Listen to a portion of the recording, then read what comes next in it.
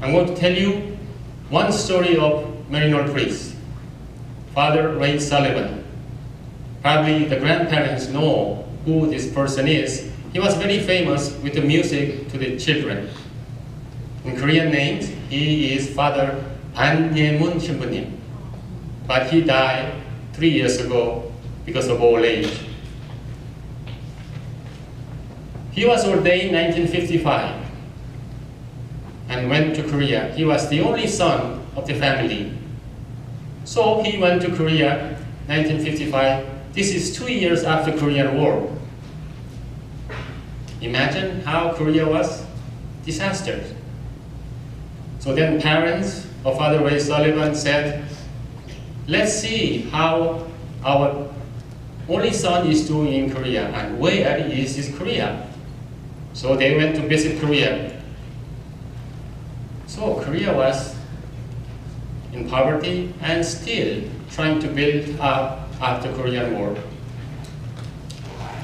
Then his father, Mr. and Mrs. Sullivan, said, if you love so much Korean people, if you decide to do mission, we are going to build you a church. So the parents of Father Ray Sullivan built a cathedral in Cheongju Diocese, still standing. This is one of the examples of one of the Maryknoll priests who dedicated his life, not only priests, but brothers and sisters. For example, there are many sisters who are doctors and nurses, and famous hospital in Busan after Korean War, Maryknoll Hospital. So still, we are doing missionary work around the world, and still we are asking for your help. 3 years ago, when I came here, you people helped me. So I'm going to tell you what I did with your material in missionary work. First, let me tell you about myself. I was born in Korea, but I grew up in Argentina. Then I came to US. I left Korea 47 years ago when I was 10 years old. Oops, well, I'm telling how old I am now. Then as a priest, I worked in Japan and in China. Then I came back 4 years ago to work in US. So Maryknoll had a medical facility, so I became a director for the medical facility for 2 years. Then I went back to school for 2 years. So I just finished completing my school. So, as you know, growing up with all these different places, yes, I do speak all those languages. So I'm here to invite you to become a missionary. And I'm going to tell you how to become a missionary here in this place, sitting down here. First, let me tell you what I did with your gift. 3 years ago when I came here, this is not a big church. When, after having 3 masses here Sunday, they collected. So the diocese and the office here, Maryknoll in Seattle, they called me, how much money was able to collect from this small parish? So I'm going to tell you what I did with that.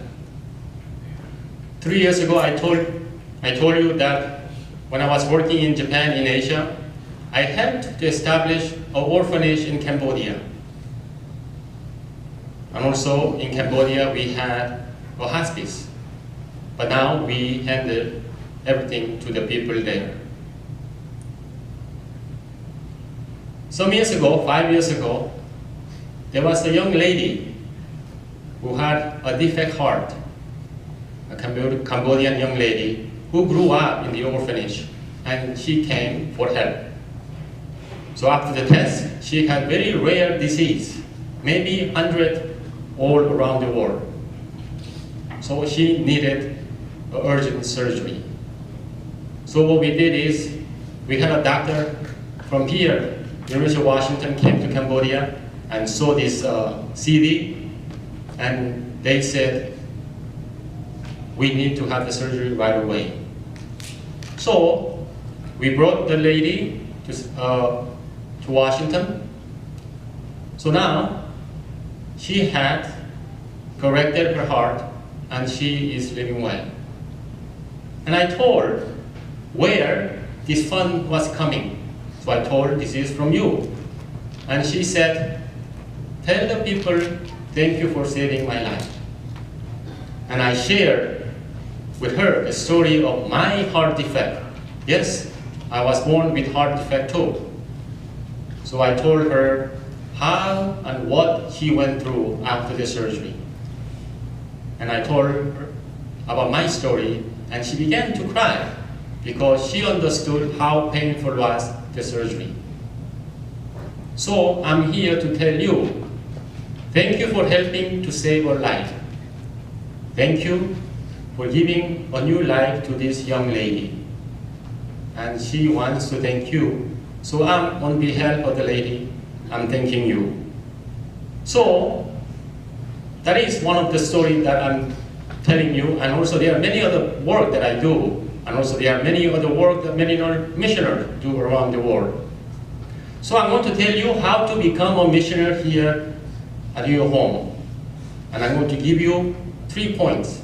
I'm going to give you these 3 secrets for free. When I was going to college, late 70, early 80, there was a program, a comedian, very famous, at prime time, 8 o'clock. And that day, I still remember, the comedian brought 3 children and asked, how can we reach, or how can we go to heaven? First child said, to go to heaven, you have to do good to other people. Yes, you have to do good to other people, share what you have. And second child said, to go to heaven, you have to pray. Yes, without your prayer, missionary people cannot do work. And the third child said, to go to heaven, you have to die. Yes, meaning you have to sacrifice your life. I'm asking to these young people, think about sacrificing your life for the church. And Jesus says, there is no greater love than sacrificing your life for your friend. So I'm giving these 3 points. Share what you have, pray for other people, and think about sacrificing your life for the church. So I'm asking you, young people, think about vocation, becoming a priest, brother, or sister. Probably in the bulletin you will see a red, yellow envelope. If you want to help us, you can put your name and address, then Marino will send you a letter. So if you want to help only once today, just you don't have to put a name, even an amount, just put your money here, then put it in the box. In the back of the envelope, especially those who are interested to become a priest, brother and sisters, please give your information. Give your information, not somebody else's information. If you are interested to become a priest, brother or sister, write your own name. Don't put your friends' names. So, Marinor, we will send you a letter about the vocation. I want to tell you, I had 3 dreams when I was growing up. And I'm going to tell you that all my 3 dreams came true. First, I wanted to become a doctor. Second, I wanted to get married to a beautiful nurse. And third was to go to mission to India. That was my dream and my prayer. And I gave everything to God. You do whatever you want, and this is what I want to do. All my 3 dreams became true. First, wanting to become a doctor, I became a doctor. Well, we consider priest, soul doctor. Second, wanting to get married to a beautiful nurse, I am married. I am married to a beautiful church. Third, wanting to go to India. Mariner, we don't work in India, but I end up living and working in India. So, especially young people, have a big dreams. Pray and let God control your life. Then all your prayer will be answered. And if you want, I'm going to tell you one good point to be a priest. And at the end, I'm going to share with you a love story with you. Why I am a priest today. How many of you here, young people and young lady, are interested in vocation? Want to become a priest, or sister, or brother? Raise your hand. Don't look other way, just raise your hand. Okay, I'm going to tell you the story and you will change your heart. A good thing to be a priest is, when I was just ordained, a friend priest, elderly priest, asked me to celebrate a mass every day in his deathbed. So I went to hospital, from Mariner to the hospital. And it took only one way to go there, an hour and a half. So round trip is 3 hours, just in the car. So I began to lose weight because I couldn't eat properly, because I had to leave early in the morning, come back after lunchtime. One day, I was doing this for a month until he died. One day, I was coming back from hospital. I'm driving this highway, and I see I still had some time to go back and eat a decent lunch. So I decided, okay, let me speed a little bit. So I changed my lane in highway. I went all the way to the left. So I began to accelerate a little bit. So I was passing the medium in the bush. Then I turned my head to the left and I saw state trooper. So then I see my speed. That was 55 mile zone. I was going close to 90. So I tried to slow down, but it's too late. So I looked the back mirror and I see the state trooper begin to move, and suddenly, in 2 seconds, was behind me with the lights on saying, "Please pull over." So I pulled over. I didn't have my clerical shirt. So I stopped the car, I rolled the window, and he came and said, "Your license and registration." So I said, "I was just ordained and this is what I'm going to happen? A ticket?" So I gave the registration, and before I was going to take my license in my back pocket, and the police officer said, reading registration, "Are you a Catholic priest?" I was ashamed because I broke the law. And I said, "Yes, officer." Then he said, "Father, where are you going this fast?" So I cannot lie. So I told this true story. I was coming from hospital and I have now 15 minutes to go back to home and eat decent and nice lunch. Then I can rest. And the officer said, "Father, please slow down because next time the lunch is going to be very expensive." So no ticket. So if you become a priest and drive fast, you might not have a ticket. Today, coming down from Seattle, we have a house there. From Seattle to here, it took me only 20 minutes. So any of you who wants to become a priest, raise your hand because I need your name. No? So think about it, sacrificing your life. And I'm going to tell you, I'm going to finish with my love story. I do have many love stories. Last time I was here, I told another love story. I'm going to tell you different love story. This involved a woman and also a child. Last year, I go different places in New York to celebrate the Mass, and I was asked to come to say the Mass in New York City. 2 Masses, so I went. So after the second Mass, I went out to say, hello to the people.